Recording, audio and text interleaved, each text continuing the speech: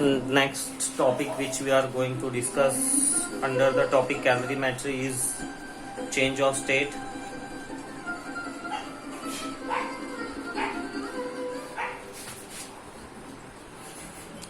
Change of state, topic number 9. So what is change of state? Change of state includes conversion of solid to liquid, then we have liquid to gas, so solid to liquid, then again conversion back from liquid to solid,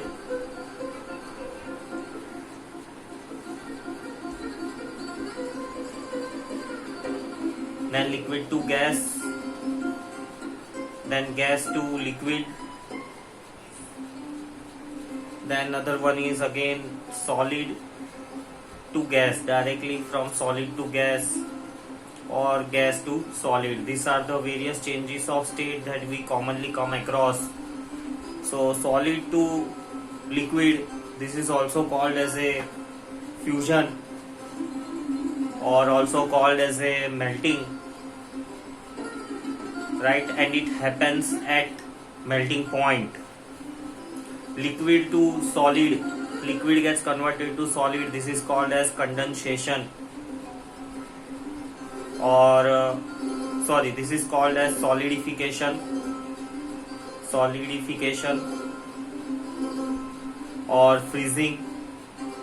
Similarly, liquid to gas, it's called as vaporization. Gas to liquid, it is called as condensation. Solid to directly gas, it is called as sublimation, and also gas to the solid directly called as sublimation. So these are the various change of state. Then next we have melting point, or you can also call it as a fusion point. So what do you mean by melting point or a fusion point? So melting or fusion, it is solid to liquid. So melting point or a fusion point, it is a temperature at which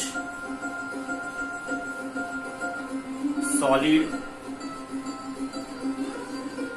convert to liquid. So this is a fixed temperature, it is a fixed temperature at which the solid gets converted to the liquid. And similarly, we can also define solidification point or freezing point. Freezing point, it is defined again, it is a fixed temperature. This is also a fixed temperature, this is also a fixed temperature at which liquid gets converted to the solid. For water, melting point you say or freezing point you say, that is ice to water melting, or you can say that water to ice, that is freezing. This happens at 0 degrees centigrade. So for water, melting point and freezing point is 0 degrees centigrade. Similarly, next we have is boiling point. Boiling point, or also you can call it as a vaporizing point or vaporization point. So this is again a fixed temperature. This is again a fixed temperature at which liquid gets converted to the vapors or vapors get converted to the liquid. For water to steam, and from steam to water, this point or this temperature is 100 degrees centigrade. You have to remember these two values. Freezing point for the water is 0 degrees centigrade, boiling point for the water is 100 degrees centigrade. So freezing point, boiling point, these are the fixed temperatures. Related to this, we have a graph which shows the variation of the temperatures with the change in quantity of the heat.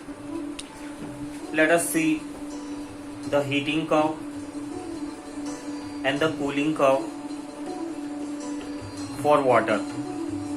Let us say water at some temperature is heated and water at some temperature is cooled down, and we plot a graph. This is with the time in minutes, x-axis, and this is the temperature. Let us say we have a water at 120 degrees centigrade. Oh, this is a heating curve, so we start with the, let us say we have a water at some 10 degrees centigrade. As the water at 10 degrees centigrade started heating, its temperature goes on increasing. Its temperature increases till 100 degrees centigrade. At 100 degrees centigrade, water can start converting into the steam. Temperature becomes constant at this point.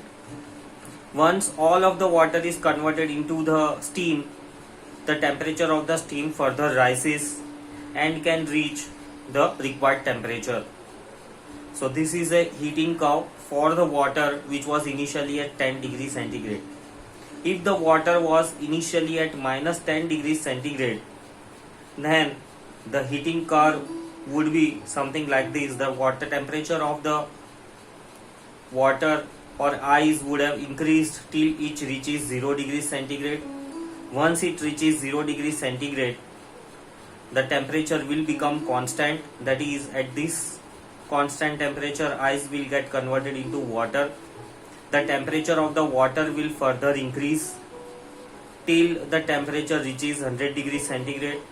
Once the temperature is attained 100 degrees centigrade, temperature again becomes constant. Here, at this constant temperature, water gets converted into steam. Then the temperature of the water further increases to attain the some final temperature. This is a heating curve for the ice. This is heating curve for the water. Now, the interesting part are these horizontal lines at which the temperature becomes constant. So this, at this position, whatever heat we have supplied, where has that heat gone? Because temperature has remained constant. So whatever heat has been supplied during the change of state, that heat is called as a latent heat. Latent heat.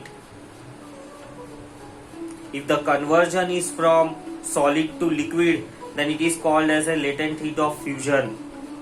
And if it is conversion from liquid to steam, then it is called as a latent heat of vaporization.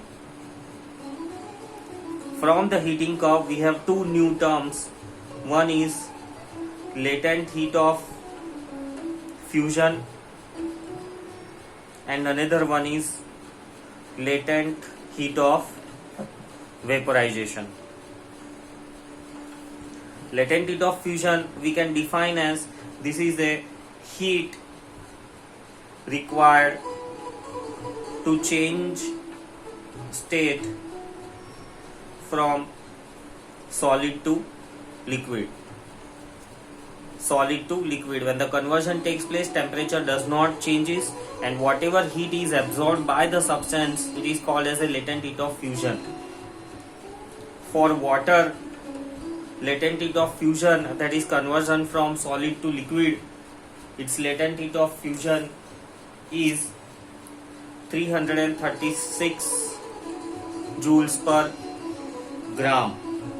Each gram of water to convert from solid to liquid will absorb 336 joules of heat, or each gram of water to convert from liquid to solid will release 336 joules of heat. I will write down. So from solid to liquid, each gram of water will absorb,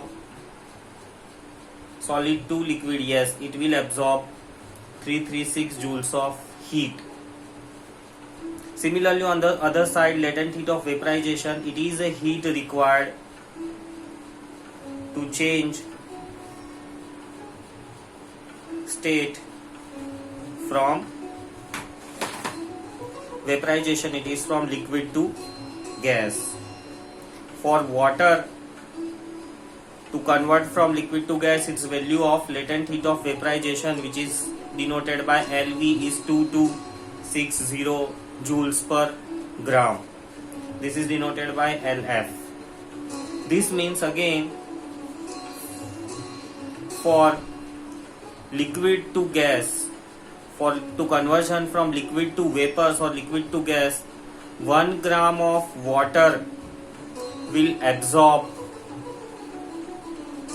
2260 joules of heat and vice versa. So if it is from liquid to gas, it will absorb. It is from gas to liquid, it will release this much amount of heat.